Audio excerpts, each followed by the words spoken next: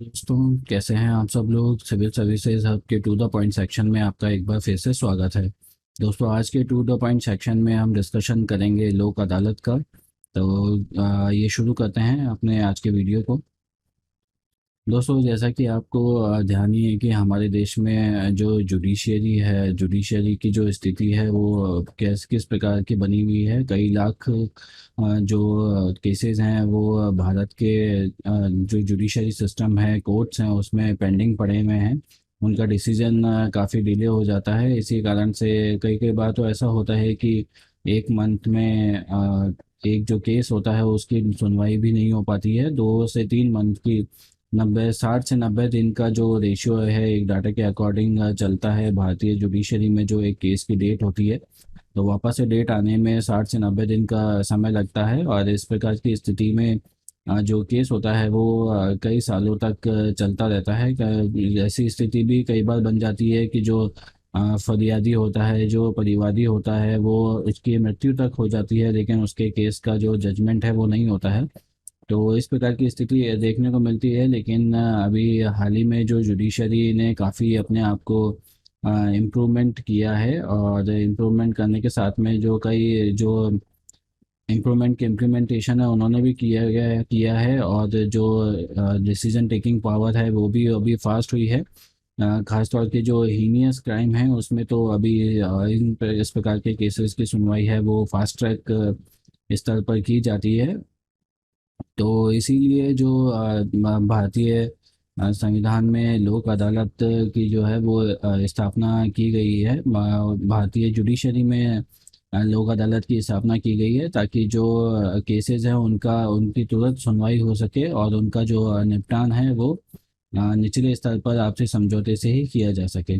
तो आज की इस वीडियो में हम समझेंगे कि लोक अदालत की जो स्थापना है वो क्यों की गई है, इसका जो मेन मकसद है वो क्या है, किस प्रकार इसकी स्थापना की गई है, इसके क्या क्या पावर्स हैं, और इसका जो डिसीजन है वो किस प्रकार से दिया जाता है।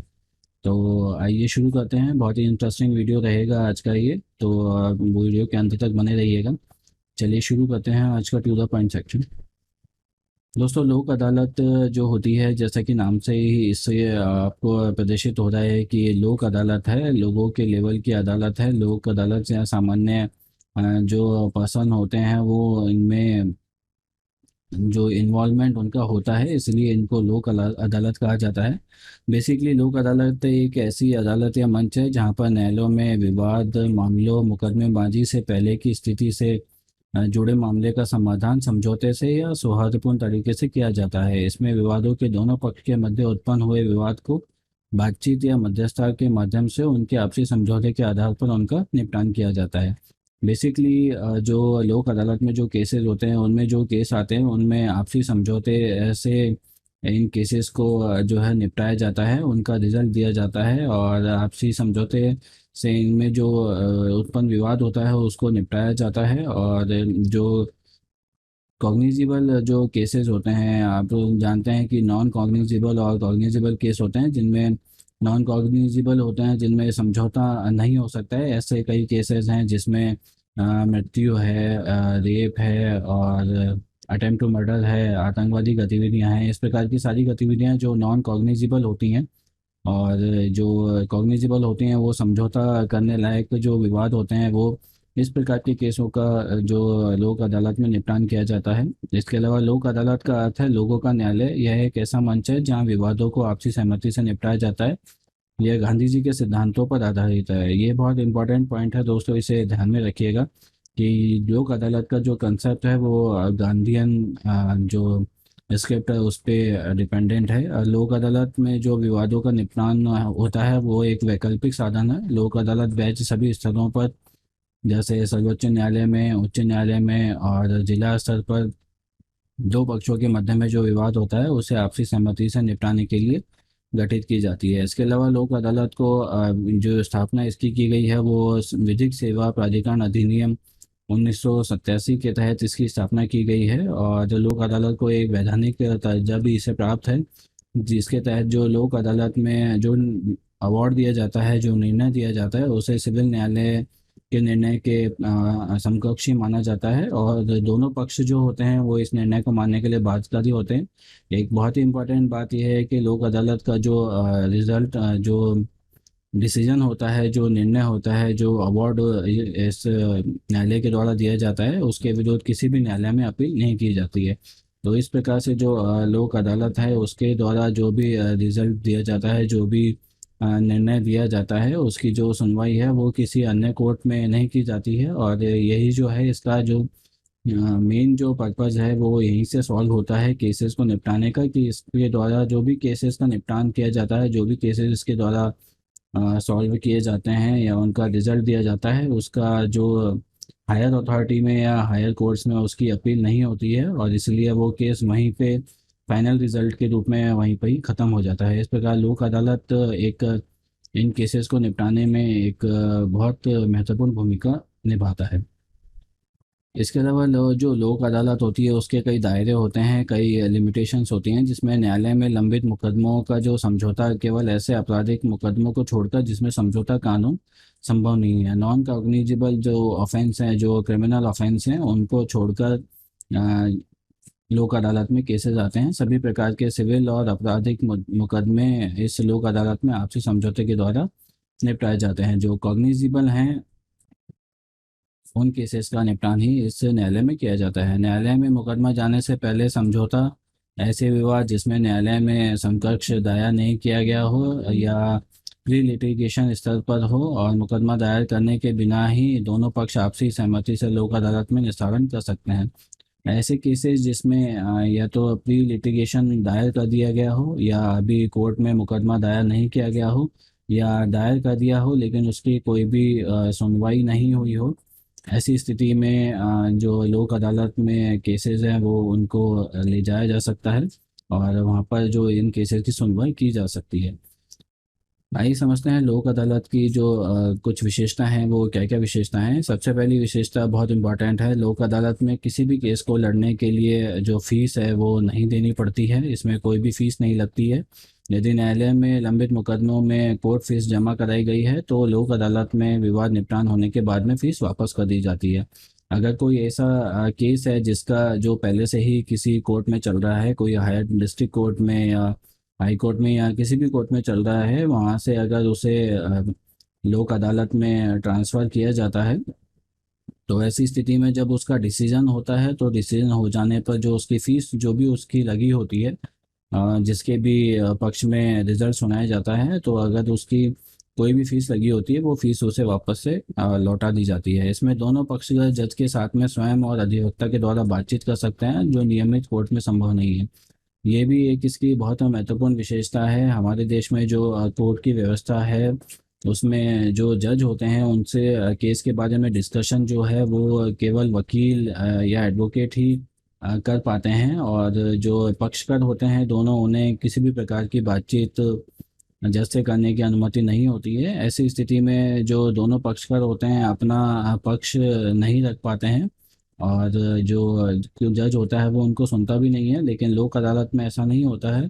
लोक अदालत में जो दोनों पक्ष हैं वो स्वयं भी और अधिवक्ता के द्वारा भी अपनी बात को कोर्ट में रख सकते हैं।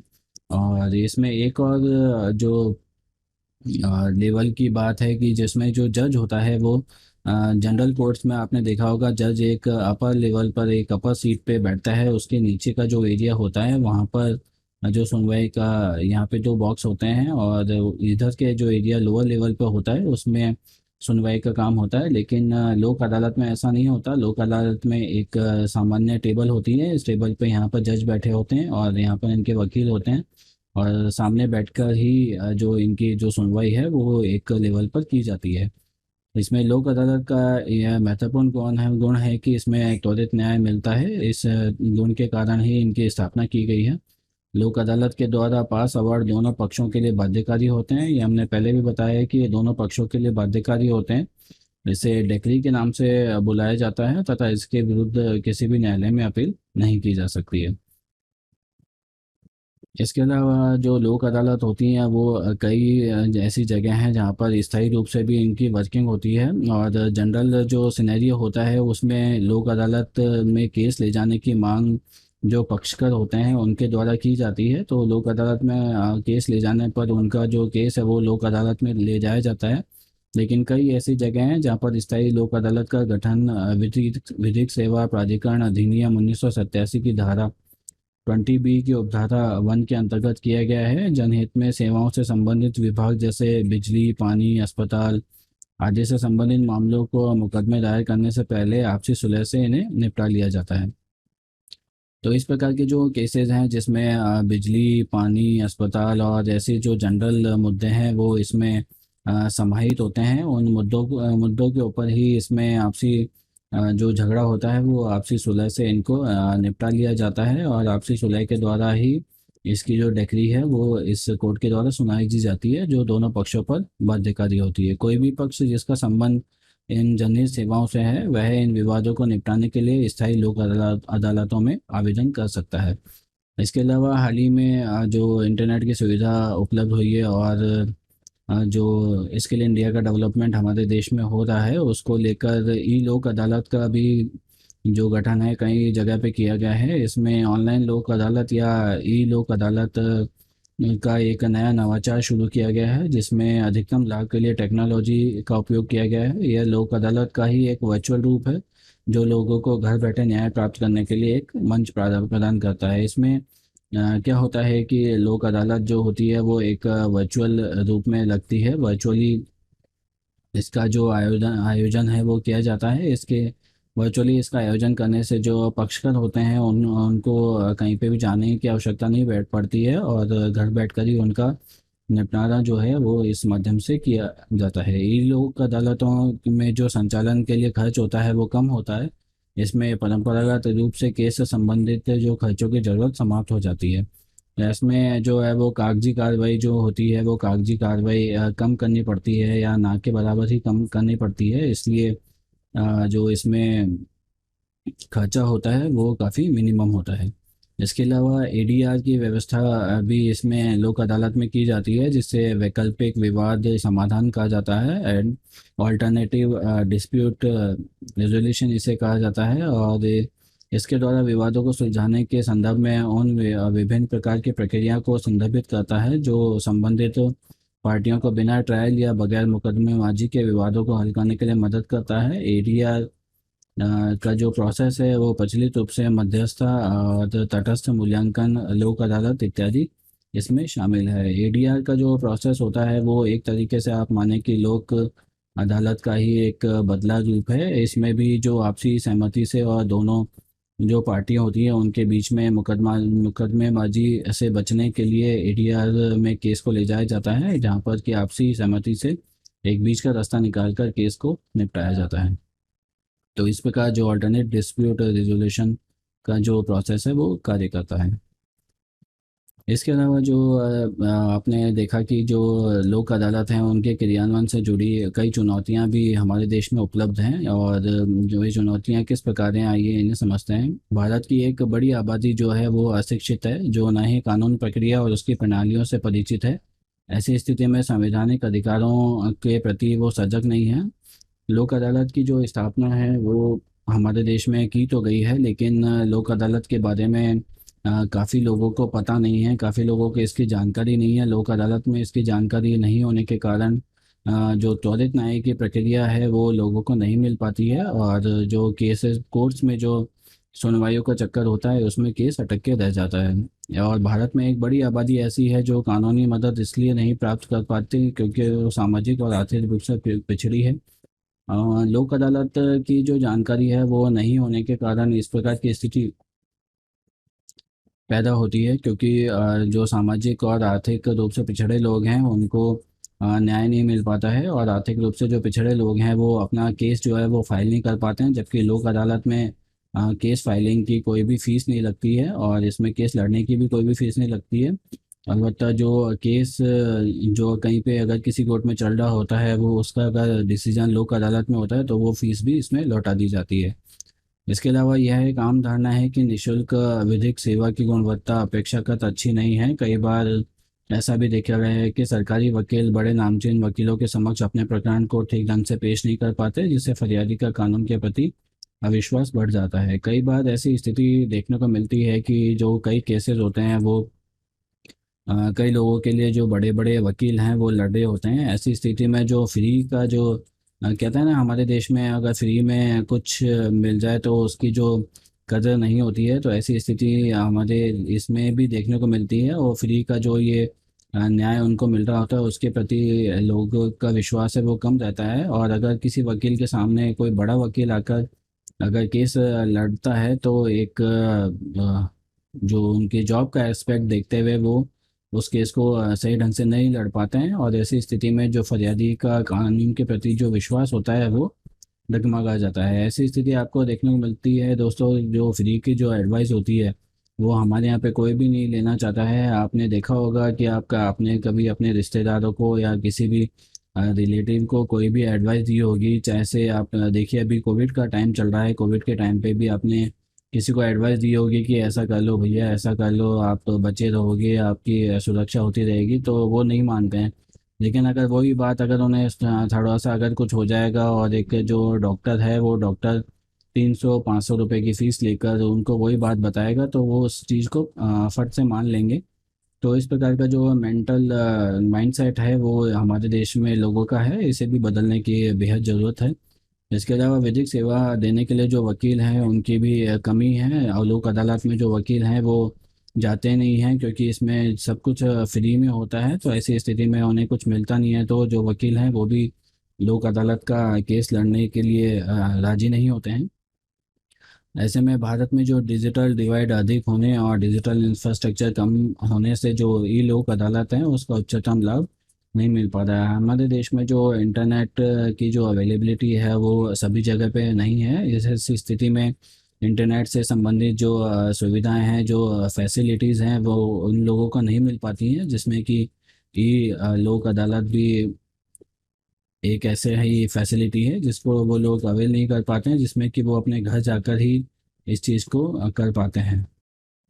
तो इस प्रकार से इंफ्रास्ट्रक्चर की कमी के चलते भी है वो लोक अदालत जो है वो लोगों तक नहीं पहुंच पाई है। तो इस प्रकार आपने देखा कि किस प्रकार लोक अदालत है वो हमारे देश में कार्य कर रही है, इसकी कार्यप्रणाली किस तरीके से है और किस तरीके से इसका उपयोग हम लोग कर सकते हैं, इसकी जो विधिक संरचना है वो किस प्रकार की गई है तथा किस लॉ के अंतर्गत इसकी जो स्थापना वो की गई है, और इसकी चुनौतियां क्या हैं, इसकी विशेषता क्या है, इन सब के बारे में भी हमने देखा। तो आशा है कि आपको ये वीडियो पसंद आया होगा। अगर आपको ये वीडियो पसंद आया है तो इसे लाइक और शेयर ज़रूर कीजिएगा। और साथ ही अगर आपने अब तक हमारे चैनल को सब्सक्राइब नहीं किया है तो इसे सब्सक्राइब भी कीजिएगा। साथ ही जो बेल आइकन है उस बेल आइकन को भी दबाइएगा, ताकि जो न्यू वीडियोस के जो नोटिफिकेशन है आपको तुरंत प्रभाव से मिल जाएंगे। और क्योंकि हमारे चैनल के द्वारा जो हिंदू एडिटोरियल है वो प्रोवाइड किया जाता है, हिंदू एडिटोरियल के साथ में जो इसके अलावा जो डेली एमसीक्यू भी हमारे वीडियो पे आते हैं वो इवनिंग में आते हैं। और जो टू द पॉइंट का सेक्शन है वो भी अभी आप उसको तो देख ही रहे हैं। टू द पॉइंट के सेक्शन में भी हम एक जो स्टैटिक पोर्शन होता है उसके बारे में डिस्कस करते हैं। तो इस प्रकार से सब्सक्राइब का बेल आइकन दबाने से इन सभी वीडियोस का नोटिफिकेशन आपको हाथों हाथ मिल जाएगा। इसके अलावा फेसबुक, ट्विटर और इंस्टाग्राम पे हमें फॉलो भी कीजिएगा। आज के लिए बस इतना ही। आपसे फिर मुलाकात होगी टू द पॉइंट के एक नए वीडियो में। तब तक के लिए जय Hind and thanks for watching.